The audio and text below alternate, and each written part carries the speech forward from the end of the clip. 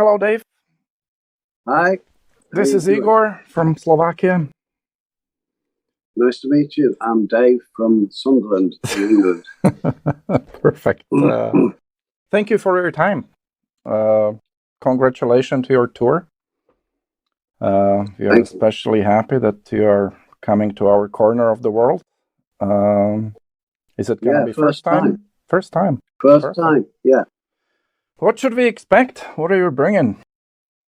Well, I created a show.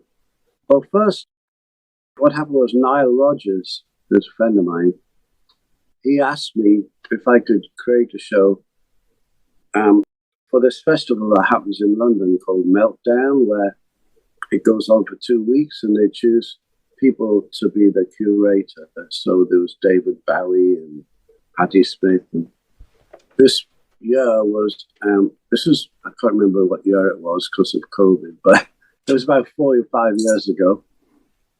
5 years ago, maybe, it was Nile Rodgers.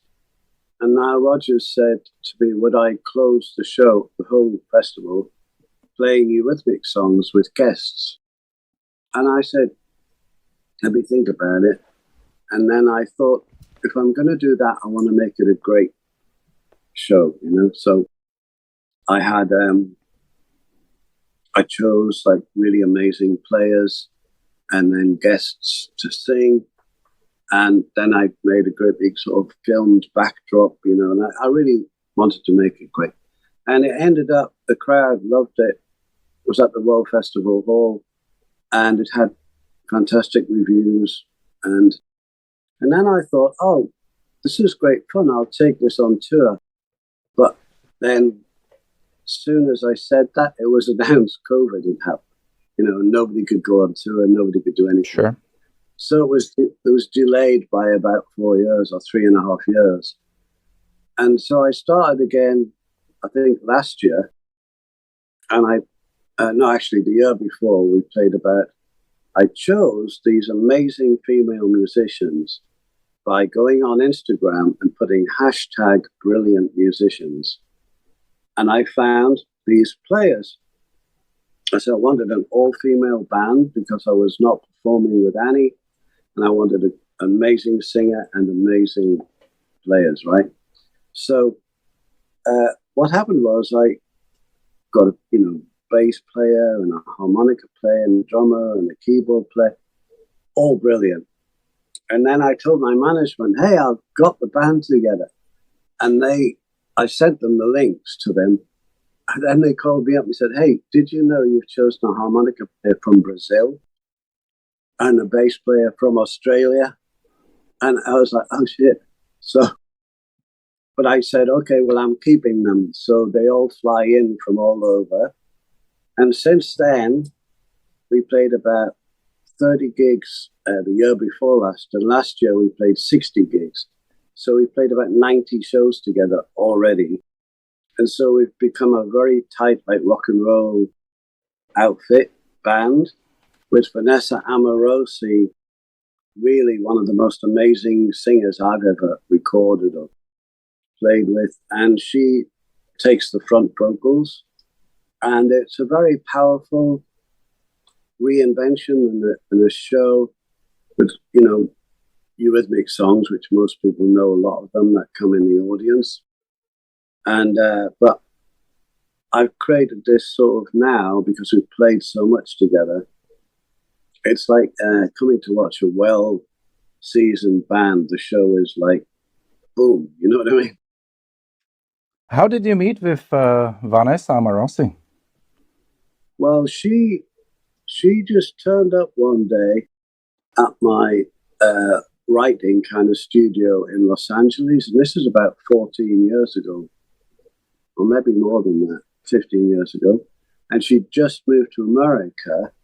And somebody said, you should meet some people and you should meet Dave Stewart. He's kind of friendly and loves writing songs, recording.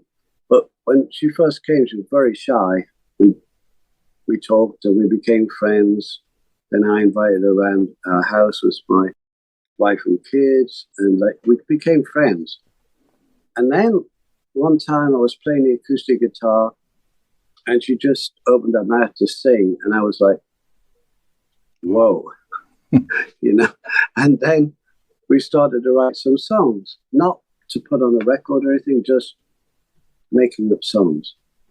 And we had then now a really strong friendship, and I knew her voice. And I've worked with so many female singers, from like Sinead O'Connor to Gwen Stefani to Aretha Franklin, all different, right?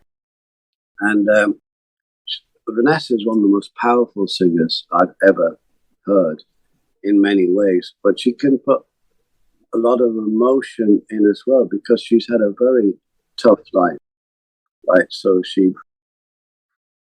and you know, I didn't even know this, but when she was really 16, she was already huge in Australia and sang at the opening of the Olympic Games, and wow. I didn't even know any of this stuff, you know. So after, you know, I'd heard her sing the first time, I went, I better really have a look and see what Vanessa's done. And I realized in Australia she was already a legend, you know. So, and we have a great friendship, and, you know, we've been all over the place together, and we have a very similar sense of humor. And she's one of these people that have some kind of force, some energy, that when she comes on stage, you know, when she's off stage, she's not like that. She's very, it's hard to explain, you know. She's obviously somebody who's full of emotions and intelligent person, but when she comes on stage, it's like the tiger at the cage, you know. It's like suddenly the cage door is open, and it's this, you know, and that's very exciting. And I see when she does that, I can see the audience faces and their mouths open, like, wow, you know, she's one of those, you know. She's from Australia. Yeah. You formed Eurythmics in Australia, from what I did my homework a little bit. Is Australia having a special place in your heart? Yeah, well, I'm born in the northeast of England, you know, and I never thought. I lived in Sunderland, and then Annie and I lived together as a couple in London in a squat, you know, a squat, that's a place with... Yeah. And we never thought in a million years we'd get to Australia, you know, or anywhere. But what happened when we arrived in Australia, we were in another band called the Tourists, and Annie and I didn't write any songs in that band. You know, it was the one guy, and he wrote all the songs. But Annie and I lived together as a couple, and we were in that band. But when we arrived in Australia, the guy who wrote the songs, Pete, and he was the singer, the main singer with Annie, he got incredibly ill, and he had to go back to England, and we had just arrived. And that was... in Australia, we had to do some TV interviews and all that, and play some shows without him, and it was all very complicated. So when we were in a hotel room in a place called, I think it's called Wollongong. No, not Wollongong. Wogga, yeah, I checked. Wogga, yeah. Wollongong is somewhere else, but Wogga, yeah. I had, just before we left, I bought this really portable, tiny little first invention of a synthesizer called a Wasp, right? So it was hardly anything. It was about that big, but you had some controls on it, you know, that you could make low, like, sounds. And I was just messing around making sounds like a didgeridoo, kind of thing. And then I started playing like a bass line on it, you know, and Annie started like singing a bit to it. And we decided right then in the hotel that we would actually stop with this band and maybe experiment. But on the way home from Australia, we were just sat next to each other, exhausted. And we decided, let's stop living together. Let's live apart. But the weird thing, imagine this, if you broke up from your wife or your girlfriend or whatever, that you've been with for like 4 or 5 years, and said, let's not live together anymore, but let's form a duo. So then we stayed together to make music. So it meant the strength of our personalities to make music, yet have different lives, you know. We made put out 7 albums in 7 years and toured the world constantly, and knowing that, you know, we knew each other incredibly well because we used to live together. So then we broke up, and we wrote about 120 songs about breaking up, you know, but disguised as other songs, you know.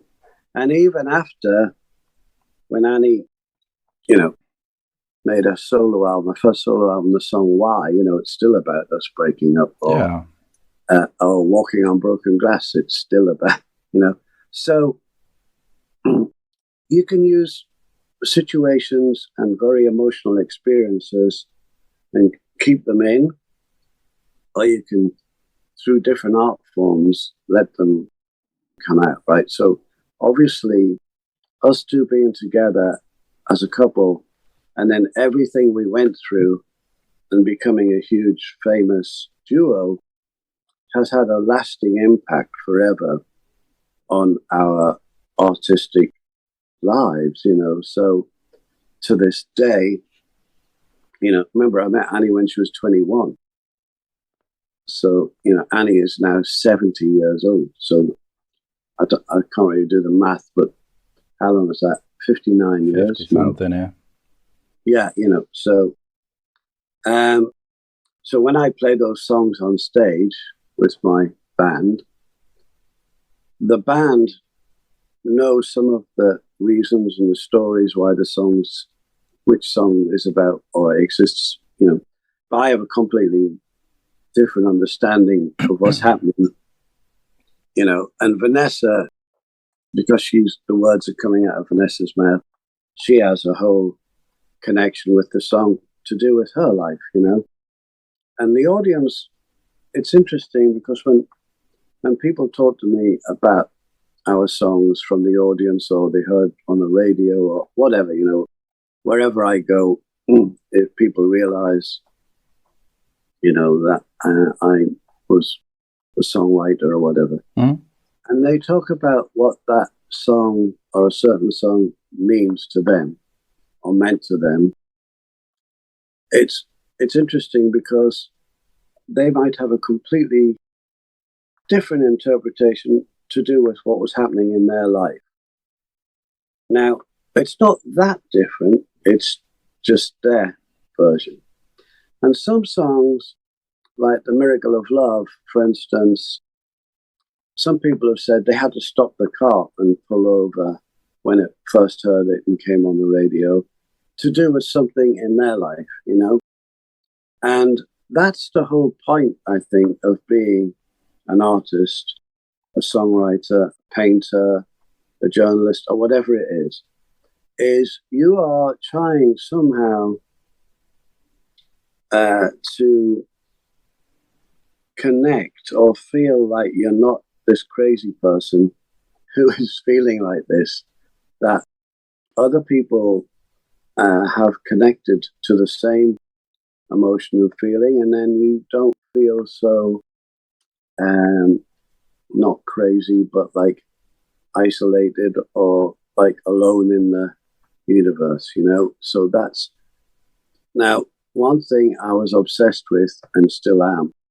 And in fact, I was very happy because my hometown won yesterday, Sunderland, and so they're going to Wembley for the final. Now, there's two things I think, you know, so music concerts where everybody comes together, and while they're watching the concert, for certain moments, they have stopped thinking about all their worries or anything, and they get into that space between their thoughts where there's this unified feeling, right? And in football, you get that too. When somebody's running down the pitch and you think they might score a goal and the whole crowd has gone, oh, you know? And then, right, you know. You see, those are really important shared emotions and feelings. And I think, you know, everybody keeps talking to me about AI and everything. And listen, in 1984 or whatever, about then, I wrote like this film story, and George Harrison's, he wanted to make it into a film with his company. And it was kind of predicting this future. And lots of writers, you know, George Orwell or whoever, have predicted there'll be a time where you'll just be fed all this information and you might not leave the pod or whatever you want to call it, and you'll order food and things will be delivered and you'll just be fed all this stuff. And unfortunately, and whether it was Einstein or F, there's so many quotes going back in time where they predicted at one point there will be, you know, well, it's already happening, right, in industries like the food industry. There's only probably 5 companies in the world that own everything. And then, you know, in the music industry, there's like, you know, 3 major record labels. Or you can go into anything, you know, and go, okay, eventually, in my little film I was writing back in 1985, there'll just be one satellite and it's feeding all of the news, TV information, everything. But there'll be so many commercials in between, they could just chop it up so people can't remember what they were even watching, you know, it just, and it's already happening, you know. So I think concerts, football matches, any kind of sports that have people watching, anything that brings people together in large amounts that isn't to do with like war or, you know, it's like, and they all have the same emotions and feelings happening, even though it might be coming from their own experiences. If we lose that, we're fucked. Oops, this is not the radio, is it? That's okay. That's okay. So, don't worry. You know, if we lose that, we've had it, you know? Yeah. That's why I'm also super happy that I will have a possibility to see you, I mean, live. Maybe not in Bratislava, maybe in Vienna, because I'm not going to be here, but certainly I'm not going to miss that opportunity. Coming back to your beginnings, because I have 2-3 questions that I talked to my 3 of my friends yesterday. I said, I'm going to do an interview with you, so what do you want to ask him? They're all big fans, so they gave me a set of questions for you, but I'm not going to ask all of them. That's all right. Anyway, before Eurythmics, what kind of music did you play? Well, Annie and I were in a band before Eurythmics called The Tourists, and we played. It was a weird thing because the guy who wrote all the songs in The Tourists, he was obsessed with actually 60s psychedelia. And so and loved Rickenbacker 12-string, like the Byrds kind of thing. But it clashed with the punk movement, which was the Sex Pistols. Yeah, and these things. big time. But what it was full of harmonies and all this kind of stuff. But even before that, on my own, when I was about 15 and I'd learned a little bit on the guitar, I learned mainly blues, like music, and Bob Dylan songs. And I went to the folk club in Sunderland and they wouldn't let me in because I looked about 12 and, you know, it was a pub. So you can't come in, and I'm like standing with a guitar. And I went there every week till in the end, the one guy who ran the folk club said, all right, son, you can come in, because it was freezing cold. And they let me play on the stage. And I sang a Bob Dylan song. And I think they were quite sort of shocked because I I looked about 12, but I was finger picking and singing, you know, probably Don't Think Twice, It's All Right, or something like this. And they let me come in every week after that. And so it's funny because I just actually brought out on Record Store Day covers of Bob Dylan songs. And it was quite interesting because in 1985, I got a phone call, and it was from Bob Dylan. I was in a studio and in Los Angeles producing somebody, and the receptionist said, Bob Dylan's on the phone for Dave Stewart. And I thought it was my friend messing around. But when I picked it up and went, yeah, you know, like, and he spoke, and I realized nobody could copy that voice, right? So it was Bob Dylan. Wow. And we met that night and we became friends, and then I've done lots of things with him, you know, and filmed him and all sorts of stuff.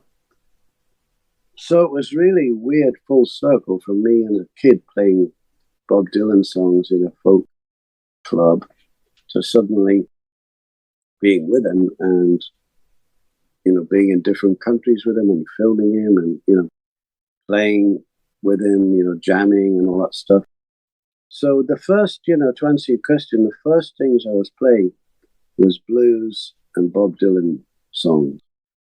And I then made a film called Deep Blues in 1991, I think, which is out. And I actually went and I paid to make this film as a homage to the blues players in the Delta and Delta Blues area.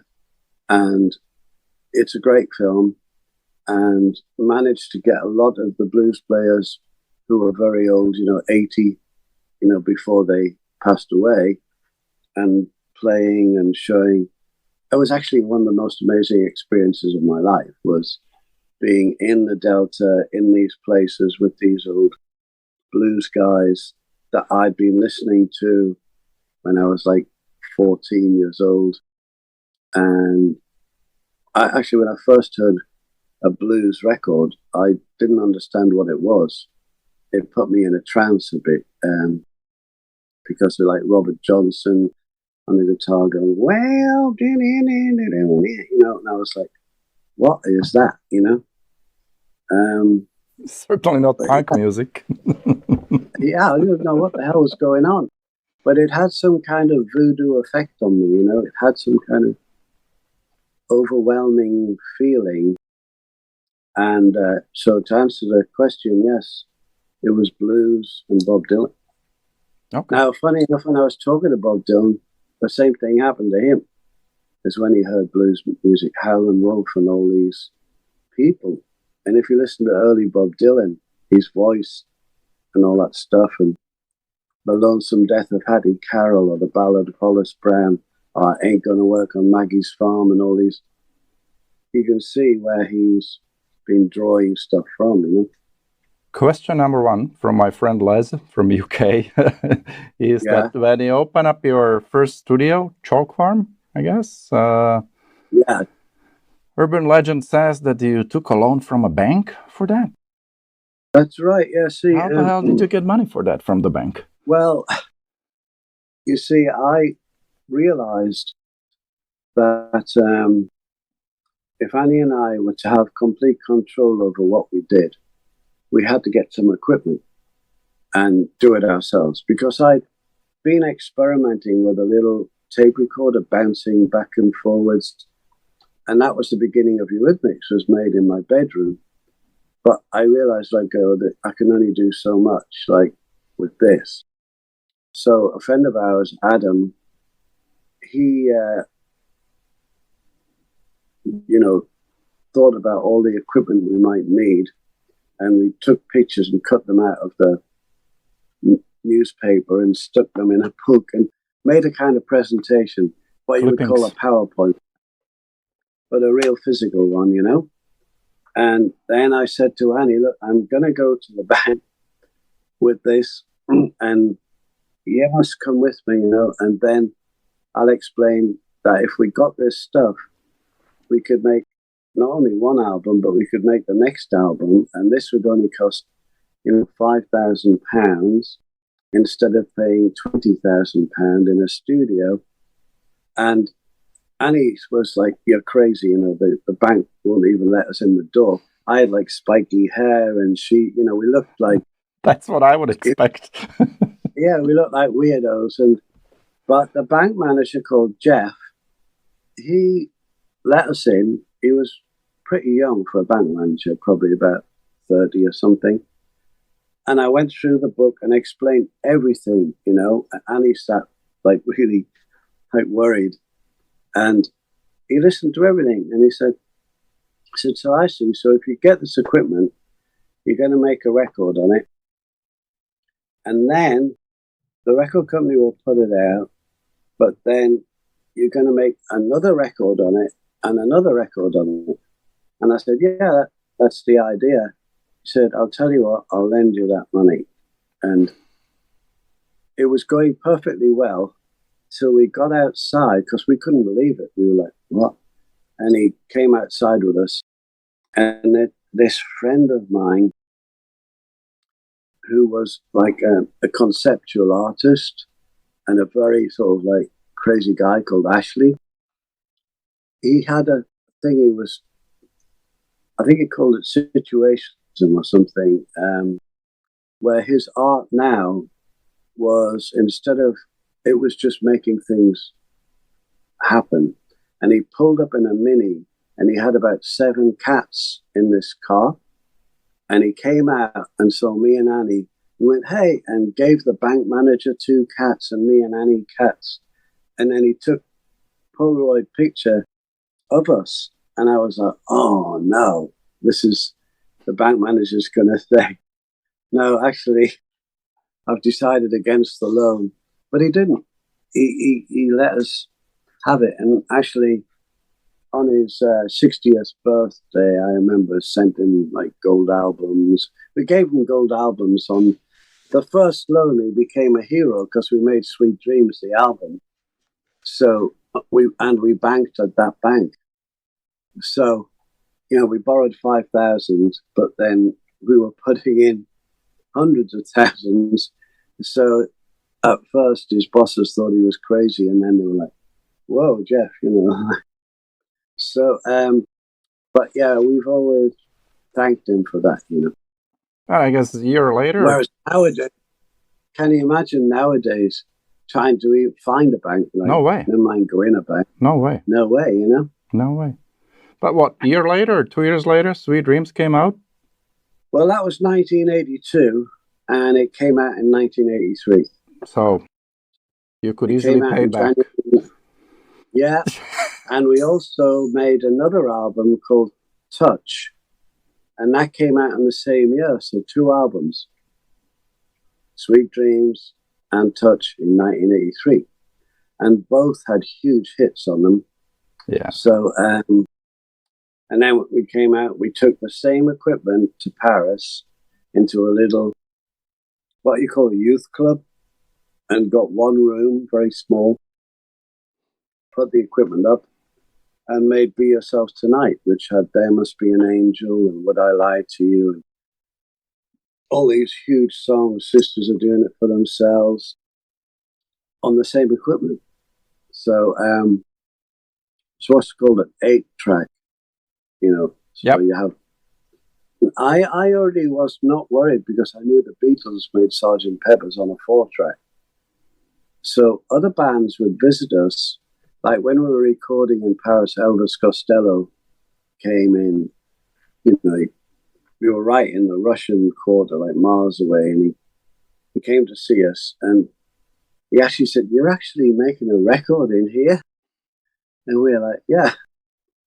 But he actually made his first record, which was my favorite, on an 8-track in Pathway Studios that had Allison on it, and all those great songs when he first came out. So, but most bands then go, "Oh, now we need a 24-track, a 48-track."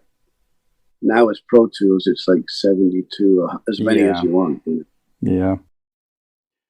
So I always think, like, necessity is the mother of invention. So I always like to keep it like simple. We always say this KISS, KISS. Keep it simple, stupid, When the agency suggested me meeting with you, they said 6 a.m. and I'm like, what the hell, 6 a.m.? When does this guy, get up? But anyway, I wanted to ask you, what's your daily routine? No, you probably looking at the calendar with not realizing I was in Nashville. Yeah. But no, my daily routine, I am very rigid about sticking to a routine because my mind is so, full of creative ideas. I like everything else to be in order. So I wake up, I meditate for 20 minutes. Then I have coconut water, green tea, sliced apple. Then I go and exercise. I'm lucky here because I can walk along a 3-mile beach and swim in the sea. Then I come back and have a breakfast, something. And then I come in the studio and I work from about 1 till 6:37. Then I stop, and at about 7:42 or 7:48, I have a vodka martini. And that vodka martini means no more work, Okay. I'm very fortunate because I have my own vodka called Poetry Vodka, which is made in Poland. But, I'm very rigid and careful. I only have one martini, After the show, in every show, there's a box of Poetry Vodka. And the girls in the band, they're not as rigid as me, so they tend to go wild. But, I like my ritual because the rest of the day is full of creativity and using different part of your brain, Plus, you go for a big tour. It's a tough schedule, so you have to keep yourself fit. Is that the same ritual then during the concerts? Yeah. Well, I can't see. Touring is very difficult, and it's why Annie stopped touring years ago. Never liked touring. She never even toured her own albums. Because she doesn't like the flying, traveling, hotel changing, all the various things. All bands will tell you, it's just hurry up and wait. And so I try to create the same kind of schedule, every hotel has coconut water, even though it's in a can or whatever, fresh apple and everything. But the routine of work, exercise is difficult because now we're late for the bus, so we're late for the plane. Yeah. So, that's difficult. So I have to make sure before I start the tour. My favorite exercise though is walking, which you can do. So when we're in a place, instead of getting an Uber or a cab somewhere, if I can, I'll walk to wherever it is. And walking is great for exercise, especially if you're a bit older. But walking a long way, and then swimming.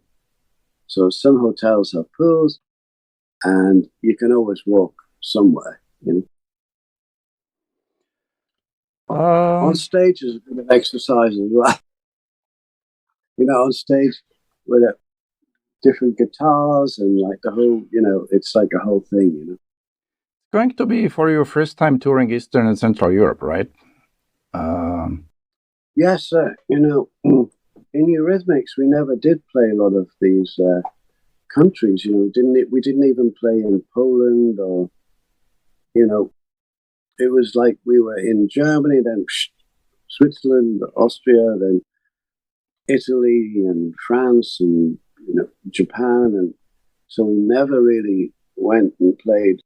We played Finland once, but not as Eurythmics in the tourist, but we played Norway, Sweden many times, Denmark, Holland, but never all these. Well, the reason so I'm excited about it. Yeah, we are all excited because the reason why I'm asking is that you might not know, but there was an IR curtain, and your music was generally not available to us. So the only way to get it was sort of illegal way. Then we would tape it, from tape to tape. You would not see any money from it. Sorry about that, but that's the way it was. That's the way it was. Or we would be listening to American Top 40 with Casey Kasem, and we could hear some of your pieces there. But I guess for the audience, especially in Eastern Europe, that's going to have a special significance because for them it's going to be really first opportunity to go to the music of their, youth, to put it this way. I was teenage when. Yeah, exactly. We noticed last year when we played a lot of concerts, there was a lot of people who said, "Oh, first time." Well, some people who saw MTV, they said, "Oh, I was about 10 years old and my mum had MTV on, and then we got terrified because Sweet Dreams came on, and there was a cow and Annie this and that." Very extravagant. Yeah, but a lot of people were just going to college or 16, that got turned on. But we did, I remember an amazing gig where we did with David Bowie, one day us, one day David Bowie, and it was at the Reichstag against the wall, the Berlin Wall, and it caused riots on the other side of the wall, because they wanted to see and hear, and it was total commotion, and it was filmed on the German TV. I understand a lot about what you were talking about and having to try and hear what was happening from the West. Because one of my best friends is called Boris Grebenshikov. When he's a Russian singer-songwriter, very famous in Russia, because he wrote a lot of very important songs, and he got punished for it, put in prison, all sorts of things. And because he wrote sort of anti-establishment, Yep. Even right now, he's having a lot of problems. So yeah, he's a great friend, and I met up with him in London last year, and he managed to get out, but he's still having problems. His life's constantly under threat, and his songs live on. But they did a great thing one time, but it did cause him, obviously, massive problems, where they had friends who worked in a TV studio, it was just broadcasting propaganda all the time. And they managed to jam it and put on Boris singing a song in Russian called "This Train's on Fire." And they'd filmed him on front of a train, and he's singing this song, "This Train's on Fire." And all the people in Russian was like, "What? What's happening?" It just came on. It came on for 2 minutes and then it was gone. But he got thrown in prison, yeah. Well, we didn't have it that bad as in Russia, but still, No. In my young years, to get to the Western music, that was...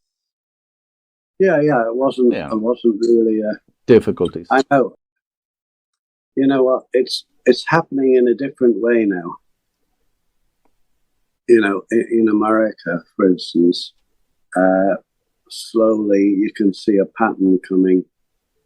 That's the news is so distorted, and one day, and it was said, and many, as I was talking about years ago, some very famous philosophers and writers would write, one day the news will be taken over by one political, but it's already happened in communist countries, but in America, Trump distorting everything, and actually, a lot of people in the middle of America have no idea. They're just watching whatever channel and believing whatever's coming out of there, and they're eating their sort of food taken from a certain company, and they're becoming, covered diabetes and becoming bigger and bigger. And it's like watching something collapse in slow motion. It's a very, very strange time in the world. And obviously what's happening in Ukraine, what's happening in the Gaza Strip, what's happening, it's just in Africa, in certain parts of the world. Now, I say this, and then if you read history books, you go, oh yeah, well, I wouldn't have liked to have been a Christian in Roman times, tossed in the ring with a lion, or like, hey, listen, imagine being, in a Mayan culture in South America, and all of a sudden these Portuguese ships arrive, and you go, what the hell is this, Yep. Decide they're going to change it all up. Native American Indians, had a beautiful culture and the way they thought, and they just treated like, still to this day, I produced a film about it. It's called The Canary Effect. And it's a documentary about how Indian, communities to this day are still having a terrible, terrible time, and it's full of alcoholism and just put in these reservations. So it seems to be this very bizarre thing that's, in human nature, and some more than others. You just need to lean a bit further that way, and all of a sudden somebody decides, yeah, I think I'll, take this piece of land off you. And it's like, it doesn't make any sense to the people who are not thinking like that. In fact, so much so that you can be taken off guard and not realize it's happening.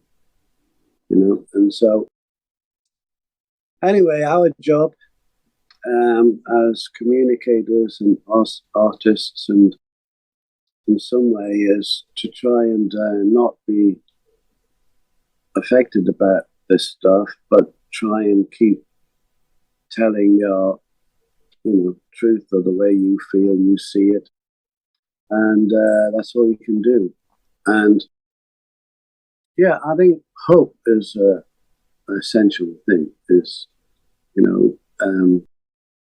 not just be writing, oh, everything's terrible, everything's terrible, everything's terrible. Yeah, but there is enough negativity in the world, so. Exactly. That's why, when we were making Sweet Dreams, the song, and, Annie was very depressed on the floor. I don't know if I told you about this, but she was thinking nothing's going to work because we'd got this equipment from the bank manager, but it was hard to make it work. And I'd also slept on the floor, me and my friend Adam, with this guy said he'd invented this drum computer. It was 200 miles away, and we were sleeping on his floor while he was trying to make it work. And that's the one in the video, Sweet Dreams. And you can see outside is wood, it was like a prototype. Anyway, I was trying to make that work, and the desk, and Annie was just lying there, oh, and it's all terrible. And all of a sudden I got it to work, and I put in that boom, doom, doom, doom, doom, doom. And Annie leapt to her feet, and she was like, oh my God, what's that? And she started playing the other synthesizer that wasn't ours. We weren't meant to touch it, and all of a sudden, just with three things happening, it's what you hear on the record at the beginning. And Annie sang, she started singing, sweet dreams are made of this.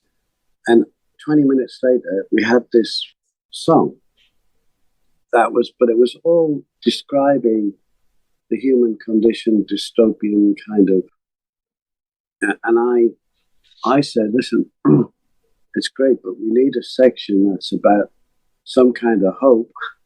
So I put those chords and then I said, why don't we sing Hold Your Head Up, Moving On, Keep Your Head Up, Moving On, Hold Your Head Up. And that happens in the middle of the record, but we started to use it live. When we played it live, we would put it at the end as well and do a long build-up of that, so the audience aren't left with this like worried feeling. They were left with this like, hold your head up, moving on, keep your head up. That was the last words we would sing. You know? Is your daughter Kaya joining you for the tour? No, because she's with her. It's almost like history repeating itself, but she met a boy just coincidentally. They both went to see some performance, and they started talking, and they started to go out with each other, and then they started making music, and now they're great. They're called Kiss Bang. Okay. And she's in that duo with him, and they sound amazing live. They sound amazing on record, and they make it. They've done the same thing. So he made it in his bedroom on a laptop, and now they've made themselves a little tiny room studio, and they got some stuff from it's a store that sells, stuff to make things. So they made some panels for soundproofing, and they did it all themselves. And now they're very excited because they can record in there and they can rehearse in there. And so that's what she's doing. So no payback to Daddy for standing by her at the American Idol. No, I didn't send her there. What happened was they've been asking American Idol for about 4 years if she would do it. Oh, okay. And she always was like, no, I don't want to do it. And I said, no, it's not a good idea. But American Idol came to Nashville where we were living. I live half the time in Nashville. Kaya was there. And they came on again like, oh, come on. It was Katy Perry, who I wrote songs with years ago. She said, come on, Kaya, just do it. So we went and it was only down the road from where the house is, played on it. And then she sang a song called I'm Gonna Get This Tattoo Removed, Great song. And she got whatever it is, the golden, now I'm thinking of Willy Wonka, the golden ticket. And then the next thing was in LA, but when she was in LA, we didn't know this. Actually, nobody knows this. American Idol didn't know this, but she kept being really ill. And it began to start a bit a few years before, where she would have to go to, they call it urgent care. It's like the hospital, like she would just fall down, And it was happening in that thing. And she asked that she had to leave because she couldn't do it. She was ill. And then it turns out she's been diagnosed with lupus, which is autoimmune disease. Sure. And that's why she kept having these outbreaks and rashes and falling down and all this stuff. So now she's on this new, it's kind of like an experimental medication for lupus, and it's helping. But she sometimes gets a migraine for 4 days, and then she, But anyway, so I don't think American Idol has not been told yet that, because that was a few years ago, that's why she was kept being ill and falling down, all that stuff. But they let her out, because they could see she was ill, but they didn't know why. Are the other 3 kids into music? Or shall we see a Stewart dynasty? Well, my son Sam has a band called Low Moon, a great band like Lomoon, and they've played all over Europe and America, and they've made about 3 albums. And my daughter India is very funny.